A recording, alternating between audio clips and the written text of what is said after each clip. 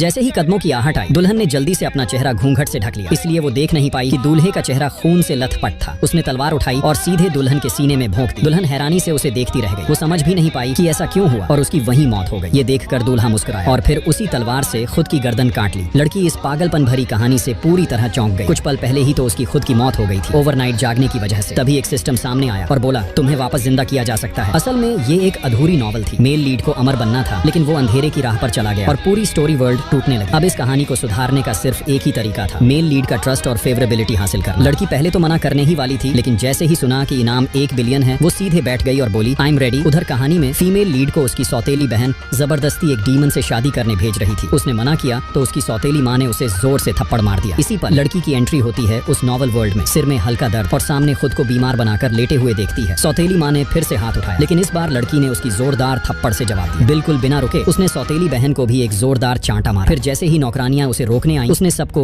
बारी बारी थप्पड़ जड़ दी। उसी वक्त उसके पिता ने एक फायरबॉल बना लिया और उस पर हमला करने ही वाला था। सिस्टम ने फौरन चेतावनी दी, वो बहुत पावरफुल है, उससे भिड़ना रिस्की होगा। लेकिन लड़की ने घमंड से उसे मिडिल फिंगर दिखा दी। वो आगे बढ़ी, अपने माथे की तरफ इशारा किया और बोली, मारना है तो यही मारो, मैं मर गई तो तेरी बेटी की शादी कौन करेगा। पिता गुस्से से चिल्लाया, तू मुझे धमकी दे रही है। लड़की बोली, बिल्कुल दे रही हूँ, और अब हाथ में मुंह खोलो, पैसे निकालो। पिता जल भुन कर रह गया, लेकिन उसे मजबूरन मनी बैग देना पड़ा। लड़की खुशी खुशी ब्राइडल सेडन चेयर में बैठ गई। थोड़ी देर में वो डीमन की गुफा तक पहुंच गई। उसने पर्दे को हटाया और ठीक उसी वक्त मेल लीड से नजर टकरा गई। लेकिन तभी वो अपनी भारी स्कर्ट में उलझकर गिर गई, सीधा उस शख्स की बाहों। इतनी नजदीक से उसका चेहरा देखकर लड़की हैरान रह गई। वो बेहद हैंडसम था। लड़की ने झट से एक गुलाब निकाला और मीठे अंदाज में बोली, डार्लिंग। वो हैरान होकर बोला, ये क्या था। लड़की मुस्कुराई और बोली, हमारे गाँव की तरफ से एक स्पेशल ग्रीटिंग है, अब तुम भी मुझे स्वीट हार्ट कहो ना। तभी सिस्टम ने नोटिफिकेशन दिया, मेल लीड की फेवरेबिलिटी बढ़ गई है। लड़की मुस्कुराई और सोचा, ये तो बहुत ईजी टास्क है। लेकिन सिस्टम ने कहा, तुम पहली नहीं हो, तुमसे पहले 5 स्ट्रेटेजिस्ट इसी वेडिंग डे पर मारे जा चुके हैं, उसी के हाथों। उसी वक्त वो आदमी सबकी बातें सुन रहा था और उसकी आंखों में एक खौफनाक अंधेरा भर गया। असल में वो न जाने कितनी बार रिबॉर्न हो चुका था। हर बार कोई लड़की उसकी जिंदगी में आती, उसे बदलने का नाटक करती, उसके करीब आती और फिर जानबूझकर उसे खतरों में धकेल। जब वो टूटने लगता तो ये लड़कियां मसीहा बनकर उसे बचाती, बस उसकी फेवरेबिलिटी बढ़ाने के लिए। लेकिन ये सब देखकर वो अंदर तक घिन्न से भर गया। हर बार जब उनकी स्ट्रेटेजी पूरी होने वाली होती, वो उन्हें मार देता ताकि वो अधूरी उम्मीद के साथ तड़पती रह जाए। अब वो इस नई लड़की का भी ऐसा ही अंजाम देखने को बेताब था। लेकिन तभी लड़की अपनी उंगलियों पर गिनती करने लगी और सिस्टम से नाक सिकोड़कर बोली, वेट, इसका मतलब मेल लीड अब तक 5 बार शादी कर चुका है।